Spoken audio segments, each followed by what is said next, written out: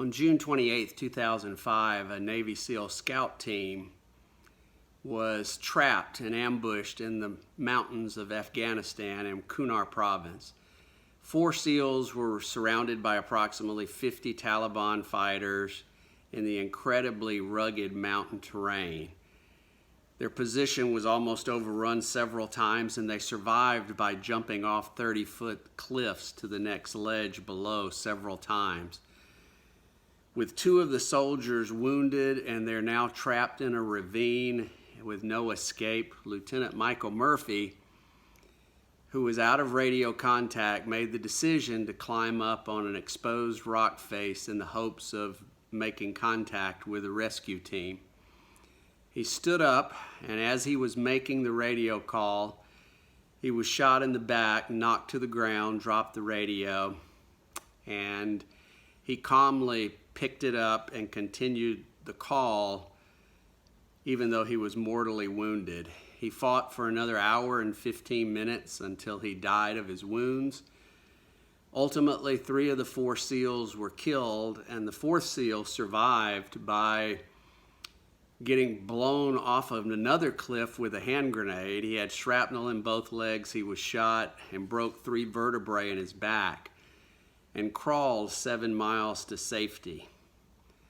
Lieutenant Michael Murphy was awarded the Congressional Medal of Honor for his heroic action of giving his own life for the life of his men. Jesus summed up this kind of act 2,000 years earlier when he said, "Greater love hath no man than this, that he'll lay down his life for another." And the same thing Abraham had done even earlier than Christ with his son Isaac, when God impossibly asked him to sacrifice his only son with Sarah, Isaac, who was a teenager, a young teenager at this point, to sacrifice him like some of the other gods did at that point in time.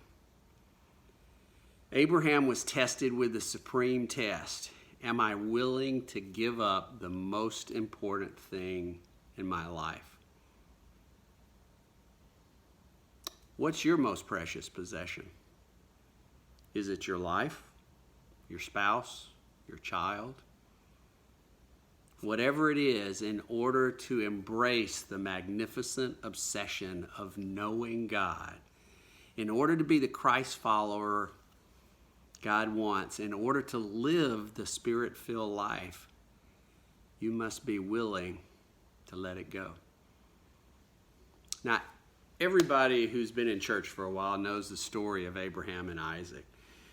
One of the most famous stories of faith in the Bible. God told Abraham when he was over 110 years old and Isaac was a young teenager to go sacrifice his son. So Abraham obeyed. He goes to the place. He ties Isaac to the altar. He literally has the knife raised in his hand, ready to kill him, when an angel appears and says, "Stop!" And he provides a ram whose horns are caught in the bushes as the sacrifice instead of Isaac. Now, when we think of this story, there's quite a few things that challenge us. And let me just mention a few of these. Number 1, God tested Abraham. Now, those aren't my words. Those are the Bible's words in Genesis 22:1. And I'll ask you, do you need to be reminded that God tests those he loves? I know I do. Satan tempts us, but Satan's purpose is to weaken our faith, whereas God's purpose in testing us is to grow our faith and grow our trust in him. 1 Peter 1:7 says, "Testing has come so that your faith, of greater worth than gold, which perishes even though refined by fire," in other words, it's tested, "your faith may prove to be genuine and may result in praise, glory, and honor when Jesus Christ is revealed." God's going to test you. Annie Graham Lotz tells a story of a time in her life when she was beset with a lot of troubles. And she opened up her Bible to do her daily devotional and happened into the wrong verse or chapter. And she read in Exodus where God had told Moses that he would appear in a dense cloud. And Exodus 20:21 says, the people remained at a distance while Moses approached the thick darkness where God was. At that moment, she heard God say, "Anne, most people remain at a distance from me when they think drawing near will involve crisis, problems, challenges, and pain. They're afraid, but I want you to be like Moses and embrace the cloud and the darkness, because that's where I am." God's commands can be painful. I'll ask again, are you willing to lay down your most precious possession for God? If the answer is no, you haven't really given your life to Him. You've given God the portion of your life that you're willing to part with. That's not what He asked. He gave it all for you and I, and He expects nothing less in return. Would you be willing to lay down your pride, being the first to say you're sorry? Your spouse, willing to let them follow the calling that God's put on their heart? Your child, allowing him or her the freedom to find their own way in life, even if you think it's a wrong path? Your reputation, taking a public stand for Christ, no matter what the consequences. And even your future, would you be willing to lay that down? Giving up your goals and dreams for God's goals and dreams. Or do you carefully calculate what you will and what you won't give to God? Do you give to God painlessly rather than recklessly? Remember, a sacrifice isn't a sacrifice until it's a sacrifice. A real sacrifice is a commitment to follow through with no limits, no boundaries, and no reservations in obedience to God's calling. What this is leading up to, I think, may be the most important question every person will encounter not only once, but repeatedly in their life, especially if they're a Christ follower. And the question is this: do I trust God or not? We answered that question initially when we gave our lives to Christ, and we gave our lives to Him as Savior and Lord. But the question, just like with Abraham, keeps coming up over and over again. Do I trust God, or am I relying on my own strength? Do I trust God when He says I am fearfully and wonderfully made, even if the world is telling me I'm too big, or too short, or too tall, or too skinny, and I'm ugly? Do I believe the seduction of addiction that says I need release from my miserable life? Or do I trust that God has a plan and a purpose for me even in my brokenness? Do I believe my doubts and fears, or even the voices in my head that tell me God is not real and that I'm believing in a fairy tale? Or do I trust that the words of the Bible are true? Do I believe God can possibly care in the midst of the pain and suffering and anger I see all around me? Or do I trust that God is perfecting my salvation through suffering, as it says in Hebrews 2:10? Now, I've got a story that ties back to the story that I told in the beginning. And this is a story you've heard before, so I'll apologize for that in advance. But I think when God comes down and when God speaks, that's a story that needs retelling over and over again. My son, Joshua, went to that exact same area of Kunar province 2 years after those SEALs were ambushed and killed.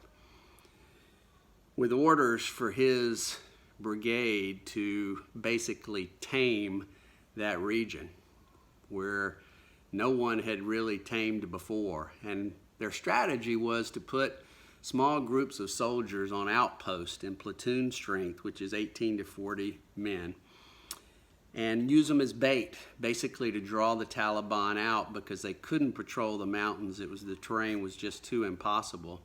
But they would draw them out and engage, and then hopefully they would respond quickly enough in force that they would save the people on the outpost.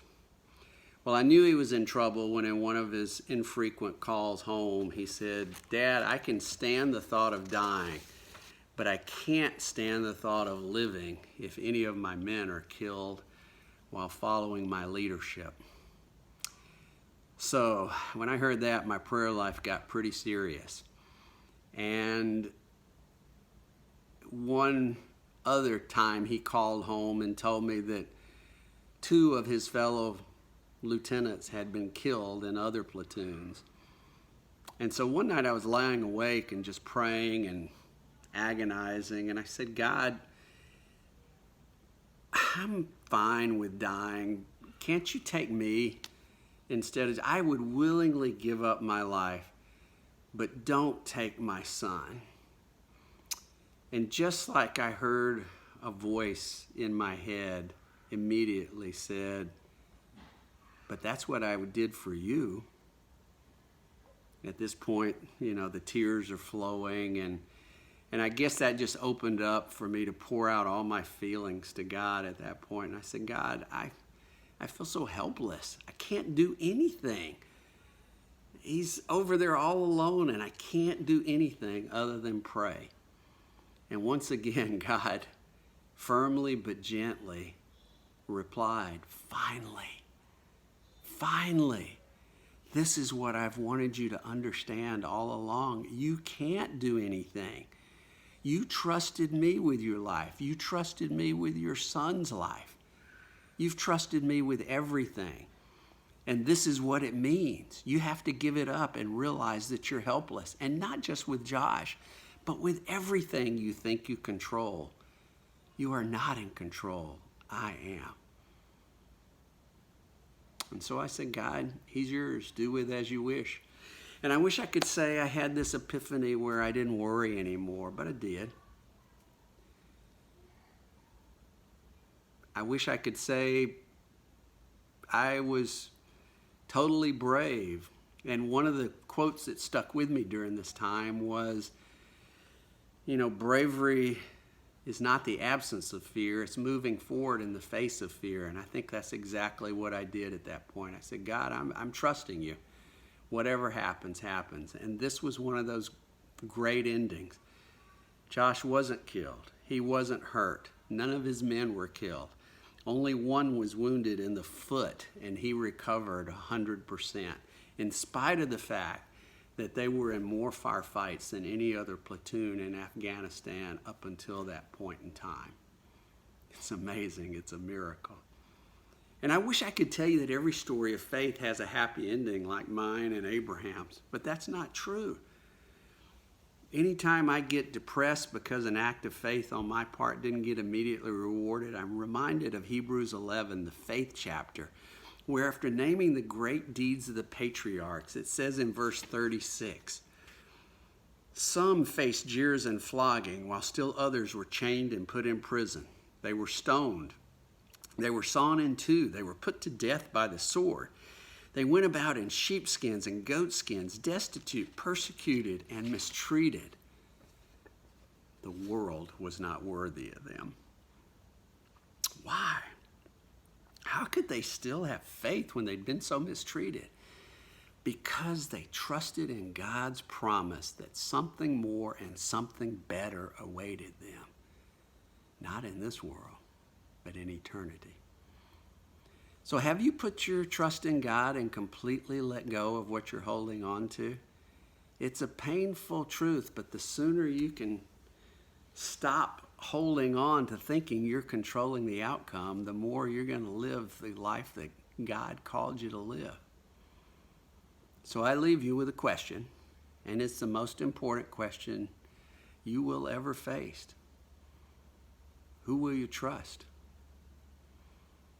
I pray your answer will be the same answer as the Old Testament Joshua, who, when asked this question, choose this day whom you will serve. But as for me and my house, we will serve the Lord. Be blessed, North Georgia Church.